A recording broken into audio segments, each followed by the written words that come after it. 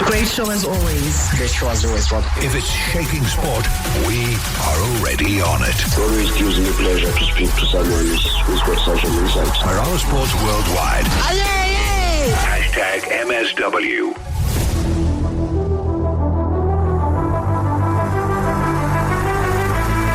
All right, so the business of football is what we will be chatting about now. And then from 20 past, please join us in all of those tributes that really will shake up a lot of South Africans because this is still very raw. But with time, as we start to imagine life without these two heroes and very young heroes, we got a journey. We got to start somewhere. That's the long and short of it. And that's why tonight, if you're a big football fan, you will know that one of the biggest stages belongs to two giants.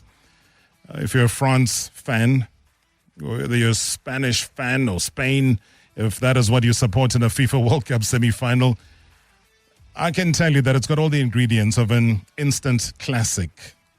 You look at power, you look at precision, pace and possession. Mbappe against Yamal. Only one nation will book a place in the FIFA World Cup final. Now, France arrives chasing history and hoping to reach a third consecutive World Cup final under the legendary Didier Deschamps, who's aiming to end his remarkable reign with one of the last piece of silverware. And when you start to imagine the Kylian Mbappe leading the Golden Boot race and supported by Ousmane Dembele, there's Mikel Olise. There's an array of attacking talent. Le Bleu possess one of the most feared forward lines in world football right now. And obviously standing in their way is a rejuvenated Spanish side. Spain are playing with confidence. There's a level of control and composure. They're guided by the highly experienced Luis de la Fuente. La Roja, as they say, Le Macaya, have rediscovered the traditional trademark possession football. And we can't lie about that. I mean, that possession football is something else. You look at the stats, even at halftime, at the end of the game, it speaks true to that. And at the heart of it all, though, is that teenage sensation, Lamine Yamal, a player that many believe is destined to become the next global superstar. Now, can France's firepower overwhelm Spain's disciplined defense? Or will Spain continue their recent dominance over Le Bleu and move one step closer to a second World Cup crown? So joining me live now from Germany is the founder of Result Sports, Mario Leo, to break it all down, the tactics and so much more. Mario, we are at that stage, aren't we, where it's just 4 remaining and a big one tonight. Absolutely. Yeah, good afternoon, Robert. It's a great pleasure to be on the show, and also my thoughts and prayers to Tyler Adams and his family, and obviously the other legends who went already to a better place. And we are wishing all the best for everyone. And they will always be in our memories and our hearts.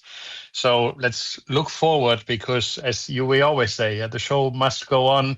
It's sad, but obviously it's important because we have a huge European clash facing, and obviously the French going on the way or on a journey to break their recent records against Spain. Obviously lost the Nations League semi-final, lost at the Euros, twice very close, although Spain took a 4-0 lead and a 5-1 lead in the Nations League. But the France recovered, and it was a 5-4. So I expect goals for sure for both teams tonight. So it won't be a goalless game at all going into extra time, but it's going to be, as you mentioned, an offensive firework versus controlled compassion football. With finding the little space in between the lines here to go through. And I look forward. It's going to be tactical. It's going to be psychological. It's going to be physical. It's going to be fantastic football tonight.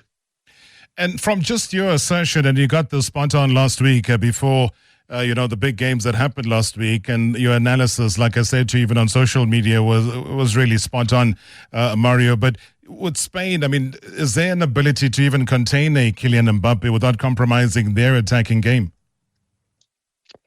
I think it's going to be this ultimate test. I mean, Spain so far they really got me believing in them in their amazing game against Austria.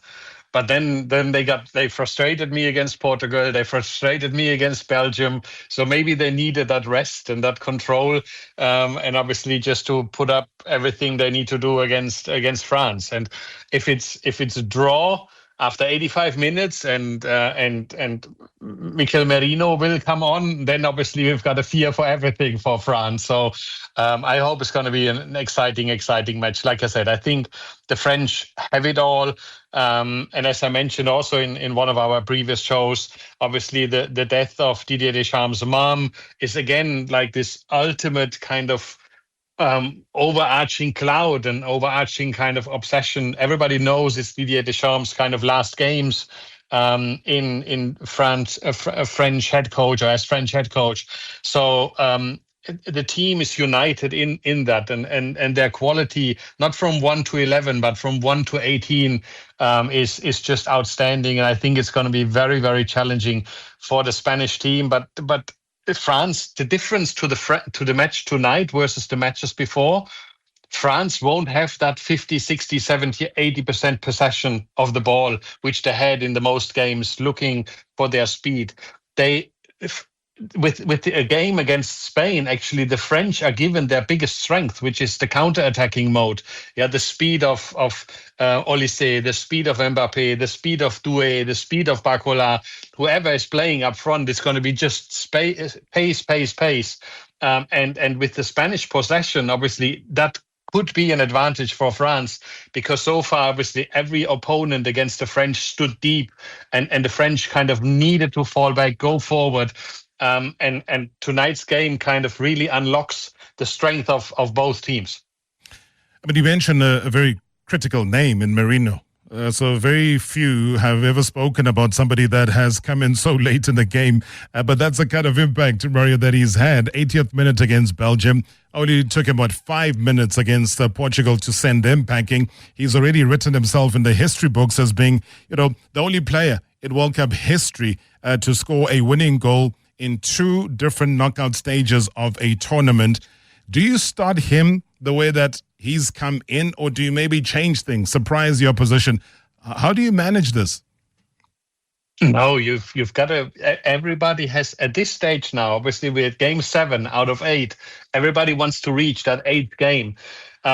You don't change this operating system now anymore, because the 11 starting players know there is a Miguel Merino on the bench, and he might come on after 60 minutes or 70 minutes. He might get a little bit more playing time and on pitch time, but he will be a sub, because that's the way everybody expects it. Because the engines, the passes, the flow of the game, it's all aligned. I don't see both teams with dramatic changes. I think they will play their best 11 in terms of composition, in terms of game plan, game flow.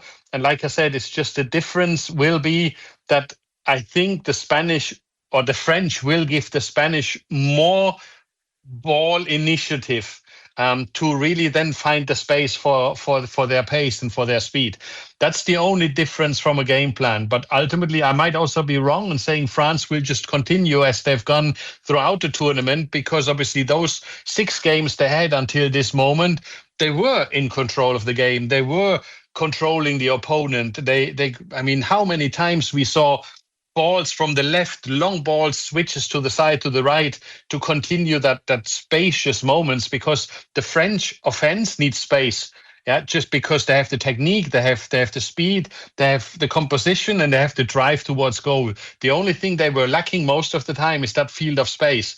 So the Spanish team needs to be very, very concerned. But ultimately then the Spanish, knowing from their past 2 games, if they score an early goal and kind of punch, or give a wound to the French, then obviously the game balance will shift again to that, and then the Spanish will find their space. So I'm really, really excited for this clash of titans, or clash of giants as we call it, because both teams, I mean, overall, they've been a favorite at the beginning of the tournament, and throughout the tournament, they proved the fact that they are ready for the biggest stage, the final, this coming Sunday.